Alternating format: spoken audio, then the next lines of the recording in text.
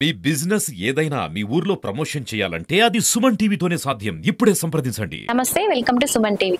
ప్రస్తుతం మనం మన కడప నగర సమీపంలో ఉన్నటువంటి చిన్మయ మిషన్ వారి లలితాదేవి అమ్మవారి ఆలయంలో అయితే ఉన్నాము.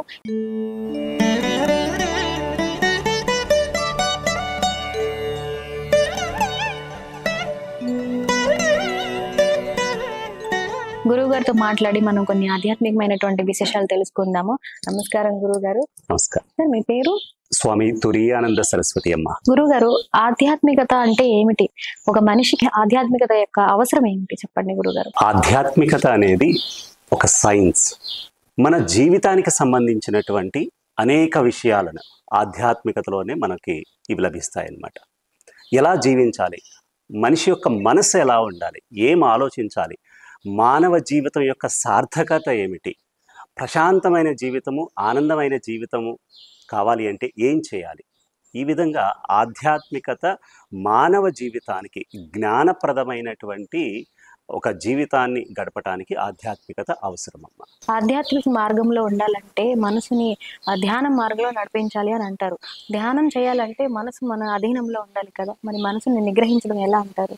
చక్కగా అడిగారు. చాలాసార్లు ఇది మనస్సును ఎలా నిగ్రహించాలి, అసలు ధ్యానం ఎలా ప్రాక్టీస్ చేయాలనేటువంటి విషయంలో మా గురువు గారు స్వామి చిన్మయానందజీ ఒక విషయం చెప్పేవారు. ఒక సూత్రం అన్నమాట. దీన్ని ఇంగ్లీష్లో IDNS ఫార్ములా అనేవారు.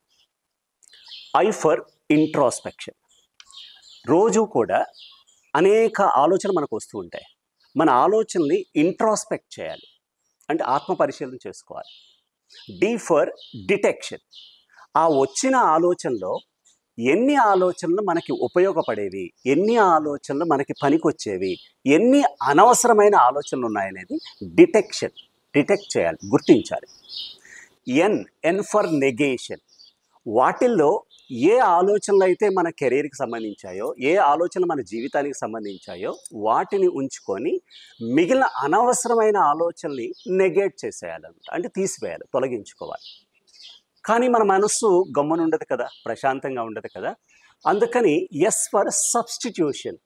వాటి బదులు, ఎందుకంటే an empty mind devils workshop అన్నారు. అంటే ఖాళీగా ఉన్న మనసు ఏవేవో ఆలోచిస్తూ ఉంటుంది. కాబట్టి ఆ మనస్సుకి సబ్స్టిట్యూషన్, మంచి ఆలోచనలతోటి, మనకి అవసరమైనటువంటి మన జీవితానికి ఉపయోగపడేటువంటి ఆలోచనలతోటి ఎప్పుడైతే సబ్స్టిట్యూట్ చేస్తామో అప్పుడు మనస్సు నిశ్చలంగా శాంత స్థితిని పొందుతుంది. ఇంకొక ముఖ్య విషయం ఏంటంటే, సన్యాసం అంటే ఏమిటి? ఎందుకు సన్యాసిస్తారు? ఈ సన్యాసించే వారు కాషాయ వస్త్రాలు ఎందుకు ధరిస్తారు చెప్పగలరా? సన్యాసం అనేది ఇక్కడ సమ్యక్ న్యాసము. ఇప్పుడు ఇంతకుముందు చెప్పాను, మనము ఏ ఆలోచనలు ఆలోచించాలి, ఏ ఆలోచనలు మన మనసులోంచి తీసివేయాలి. ఆధ్యాత్మికంగా ఏంటంటే మనము ఒక ఉన్నతమైనటువంటి జీవిత లక్ష్యం, ఉన్నతమైనటువంటి స్థితిని చేరుకోవటానికి దానికన్నా తక్కువ స్థాయిలో ఉన్న వాటిని వదిలిపెట్టి ఆ విధంగా సన్యసించటం అంటే పారమార్థికమైనటువంటి భగవతత్వం తెలుసుకోవటం కోసము ఈ లోకంలో, ఈ ప్రపంచంలో ఉండేటువంటి అనేక ప్రాపంచిక విషయాలని వదిలిపెట్టేసి ఉన్నతమైన భగవతత్వం వైపు, పారమార్థ్యం వైపు వెళ్ళటాన్ని సన్యసించటము అని అంటారు. ముఖ్యంగా సాధువులు, సన్యాసులు మీరు చూస్తే కాషాయ వస్త్రాలను ధరించటము, దీనిని సన్యాస దీక్ష అంటారు. ఒక వ్యక్తి ఎవరైతే ఈ ఉన్నతమైనటువంటి భగవతత్వం కోసం అన్వేషిస్తూ ఉన్నాడో ఆ వ్యక్తి సన్యసించినటువంటి దీక్షగా తీసుకొని ఆ కాషాయ వస్త్రాన్ని ధరించి, కాషాయం ఎప్పుడు కూడా త్యాగానికి ప్రతీక. ఇది నేను ఈ లోకాన్ని, ప్రాపంచకాన్ని త్యజించి పారమార్థికం వైపు పయనిస్తున్నానని అనుక్షణము తనకి గుర్తుంచుకునేలాగా ఈ సన్యాస దీక్షను తీసుకొని తను భగవద్ అన్వేషణలో వెళుతూ ఉంటుంటాడు. ఇది సన్యాసం యొక్క ముఖ్య ఉద్దేశం. ఇంకొక ముఖ్యమైన ప్రశ్న గురుగారు, శాంతి ఎక్కడ ఉందంటారు? శాంతి ఎక్కడో బయట లేదు, మన మనస్సులోనే ఉంది, మన యొక్క వ్యక్తిత్వంలోనే ఉంది. ఇప్పుడు మరి నాకు శాంతి లేదండి అంటే మనసులో అలజడులు ఉన్నాయి కాబట్టి శాంతి లేదు. మనసులో అనేకమైనటువంటి ఆలోచనలు తిరుగుతున్నాయి కాబట్టి శాంతి లేదు. ఎప్పుడైతే వ్యక్తి ఈ అలజడులను, ఈ ఆందోళనలను తగ్గించుకొని ధ్యానము ద్వారా, ప్రశాంతమైనటువంటి స్థితికి, నిశ్చలమైనటువంటి స్థితికి చేరుకుంటాడో తను ఆటోమేటిక్గా తన అంతర్ముఖంలో ఉన్నటువంటి శాంతిని అనుభూతి పొందుతాడు. బాహ్యంలో లేదు, లోపలే ఉంటుందన్నమాట. దేవుడు ఎక్కడున్నారంటారు? భగవంతుడు మనం శాస్త్రాల్లో చెప్పుకున్నట్టు సర్వాంతర్యామి, ప్రతి చోట ఈ సృష్టిలోనూ అణువున భగవతత్వమే ఉన్నది. అయితే మరి ఆ భగవంతుడు నేను ఎలా కనుగొనాలి అనేటువంటి విషయము మన యొక్క అంతఃకరణ అన్నారు. ఇక్కడ అంతఃకరణ అంటే మన మనస్సు, బుద్ధి, చిత్తము, అహంకారం ఉన్నటువంటి, అంటే మన మనస్సులోనే, మన బుద్ధిలోనే, మన హృదయంలోనే భగవంతుడు ఉన్నాడు. సర్వవ్యాపకమైనటువంటి భగవంతుణ్ణి నేను ధ్యానము ద్వారా, నిశ్చల స్థితి ద్వారా, ఉపాసన ద్వారా, అనుష్ఠానం ద్వారా భగవతత్వాన్ని మనం తెలుసుకోవటం జరుగుతుంది. ప్రతి ఒక్క మనిషి కూడా తన జీవిత గమ్యాన్ని ఏ విధంగా చేరుకోవాలనే విషయం వారికి ఎలా తెలుస్తుంది? కొన్ని ప్రశ్నలు ప్రతి ఒక్క వ్యక్తి కూడా తనను తాను ప్రశ్నించుకోవాల్సి ఉంటుంది. నేను ఈ లోకంలోకి, ఈ ప్రపంచంలోకి ఎందుకు వచ్చాను? నెంబర్ 2, నాకు కావలసిందేంటి? నా జీవితం యొక్క లక్ష్యం ఏమిటి? ఇక్కడ జాగ్రత్త గుర్తుంచుకోవాలి, జీవిత లక్ష్యం. అప్పుడు తన జీవితాన్ని ఏ వృత్తినైతే, ఏ ప్రొఫెషన్ అయితే ఎన్నుకుంటాడో, తన శాయశక్తుల ఆ ప్రొఫెషన్లో, ఆ వృత్తిలో కర్మయోగం అంటారు దీన్ని, ఏమీ ఆశించకుండా ఈ సమాజానికి, ఈ జగత్తుకి, ఈ సృష్టికి ఏమీ ఆశించకుండా తను ఎప్పుడైతే సేవ చేస్తాడో అప్పుడు తన యొక్క జీవిత లక్ష్యం నెరవేరుతుంది.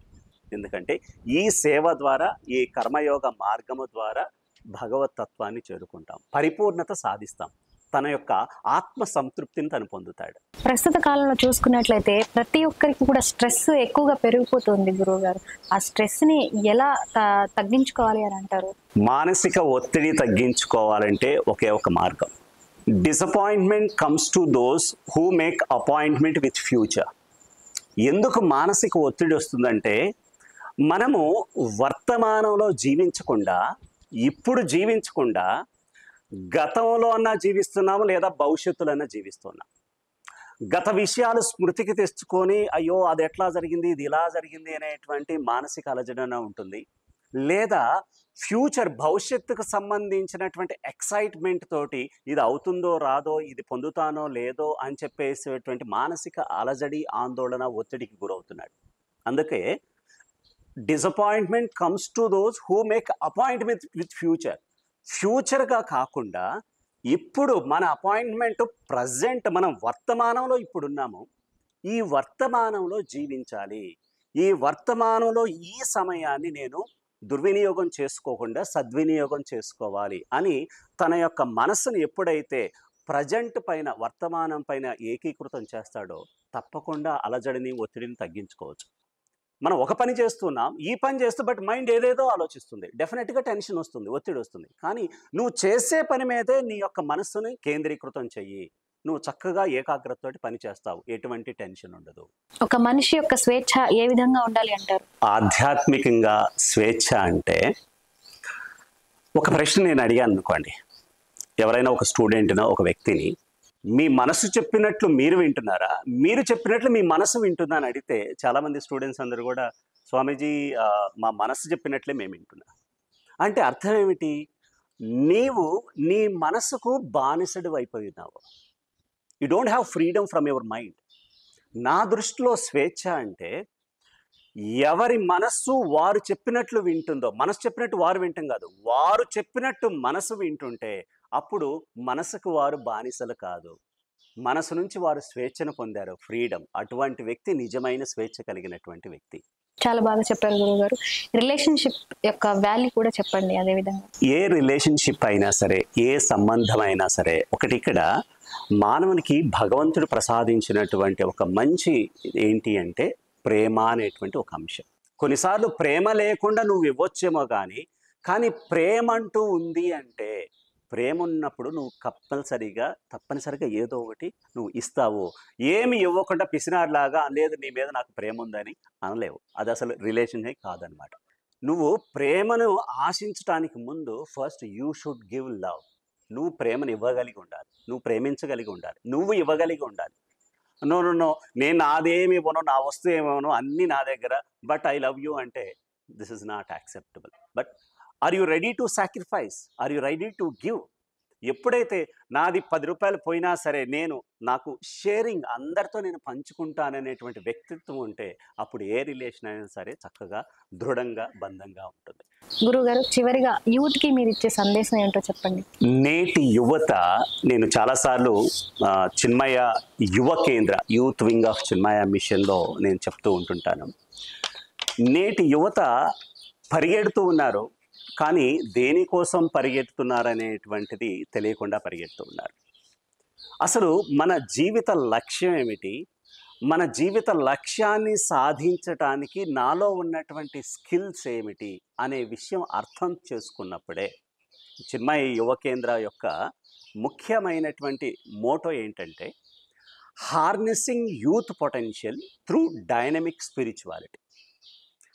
యువత యొక్క శక్తియుక్తుల్ని ఆధ్యాత్మిక మార్గంలో సరైనటువంటి విషయం కోసం, సరైన లక్ష్యం కోసం వినియోగించటము.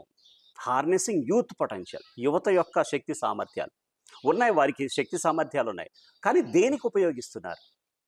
చాలాసార్లు మన శక్తి సామర్థ్యాలు వృధా అయిపోతున్నాయి. మనము డబ్బు ఖర్చు పెట్టేటప్పుడు ఒక పద్ధతి ఉంటుంది, ఆడిటింగ్ అని అంటాం. దీన్ని దేనికి ఖర్చు పెడుతున్నాము, దీన్ని దేనికి ఖర్చు పెడుతున్నామని అంటాం. ఆ విధంగా యువత యొక్క శక్తియుక్తులు వారు ఆడిటింగ్ చేసుకోవాల్సినటువంటి అవసరం చాలా ఉన్నది. ఎలా అంటే, నేను ఈ సమయంలో దేనిని ఆలోచిస్తున్నాను, నా యొక్క మానసిక శక్తిని దేనికి ఖర్చు పెడుతూ ఉన్నాను, నేను నా సమయాన్ని దేనికి వెచ్చిస్తూ ఉన్నానని అర్థం చేసుకొని వారు గనక వారి మానసిక శక్తియుక్తుల్ని సరైనటువంటి మార్గంలో ఛానలైజ్ చేసుకుంటే వారు తప్పకుండా జీవితంలో లక్ష్యం సాధిస్తారు. డెఫినెట్, ఇందులో ఎటువంటి సంశయం కూడా లేదు. చాలా బాగా చెప్పారు గురువు గారు. యువతకు సంబంధించి ఆధ్యాత్మికమైనటువంటి విషయాలు చాలా బాగా చెప్పారు. మరి ఒక్కసారి మీ యువతకు సంబంధించి ఎన్నో విషయాలు తెలుసుకునే ప్రయత్నం చేద్దాం గురువు గారు. నమస్కారం. సంతోషం. చూసారు కదా, గురువు గారు యువతకు సంబంధించి ఎంత మంచి ఆధ్యాత్మికమైనటువంటి విశేషాలు తెలియజేశారు. మరొకసారి మరికొన్ని విశేషాలు తెలుసుకునే ప్రయత్నం చేద్దాం. అంతవరకు స్టే ట్యూన్. కెమెరామెన్ తేజ్తో శిరీష, సుమన్ టీవీ కడప.